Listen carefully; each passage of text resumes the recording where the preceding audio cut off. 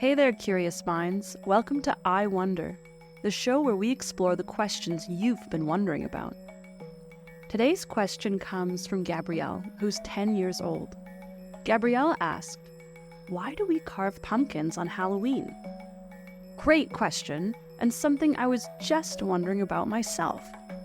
Pumpkins with spooky faces are one of the most recognizable symbols of Halloween. But how did this tradition start? Let's dig into the history of pumpkin carving, uncover the mystery behind the jack-o'-lantern, and get some tips for picking the perfect pumpkin.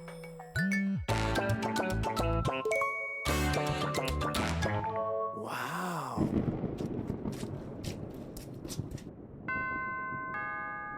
All right, let's start by going back in time, way back to over 2,000 years ago, when people in ancient Ireland, Scotland, and England celebrated a holiday called Samhain.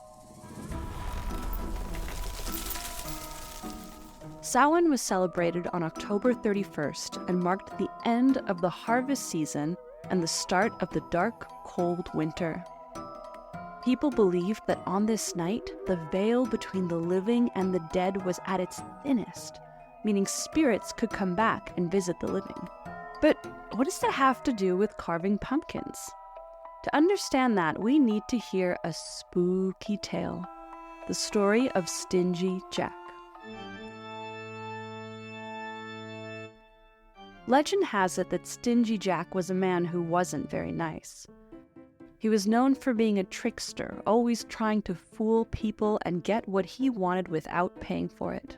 One day, Jack even managed to trick the devil himself. Whoa! According to the legend, Jack invited the devil to have a drink with him, but when it came to pay, Jack convinced the devil to turn himself into a coin to settle the bill. But instead of paying, Jack put the coin in his pocket next to a silver cross, trapping the devil. Crazy! Jack eventually freed the devil, but only after making him promise not to take his soul when he died. The devil agreed, but when Jack eventually passed away, things didn't go as planned.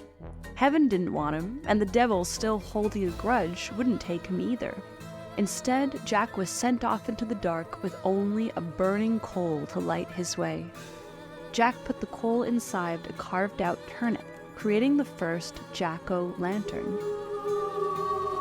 And so the wandering spirit of Stingy Jack roamed the earth with his eerie lantern, which became known as the jack-o'-lantern, a name that stuck around for centuries. Amazing! Now, you might be wondering, why turnips and not pumpkins? Huh? In Ireland and Scotland, people started carving turnips, potatoes, and even beets to make their own jack-o'-lanterns.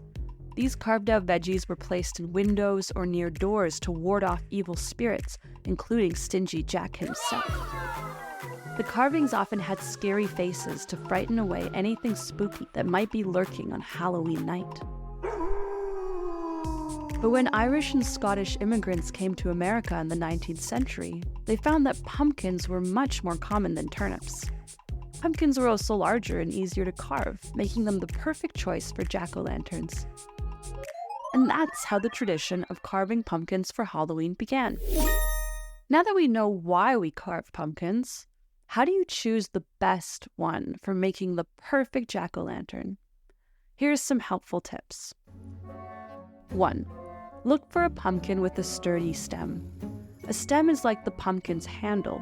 You want one that feels firm and is securely attached. A strong green stem usually means the pumpkin is fresh.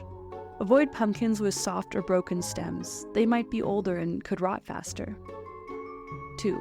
Check for a flat base. Make sure the pumpkin can sit upright without tipping over. A flat base will make it easier to display your jack-o'-lantern and keep the candle or light inside stable. 3. Tap for hollowness. Give the pumpkin a gentle tap. If it sounds hollow, it's probably ready for carving. Hollow pumpkins are easier to scoop out and often have thinner walls, making them easier to carve. 4. Look for a bright orange color. A rich orange color usually indicates a healthy pumpkin. But don't worry if your pumpkin has a few blemishes or small scratches. They can add character to your design. 5. Check for firmness. Give the pumpkin a gentle squeeze. It should feel firm all around. Soft spots can be a sign of rotting, so avoid pumpkins that feel squishy or have moldy spots. 6. Choose the right size. If you're planning a simple design, a smaller pumpkin works well. But if you're going for a more intricate carving, a larger pumpkin will give you more space to create your masterpiece.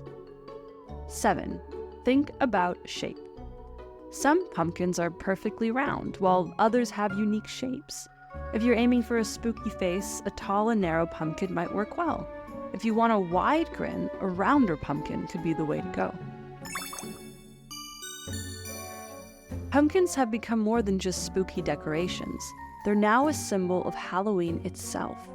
From pumpkin patches to pumpkin-flavored treats, they're everywhere this time of year. Whether you're picking out the perfect pumpkin to carve or enjoying a slice of pumpkin pie, pumpkins have a special place in our hearts during the fall season. And while the original goal of carving jack-o'-lanterns was to scare away spirits like Stingy Jack, today it's all about creativity, fun, and celebrating the spookiest night of the year.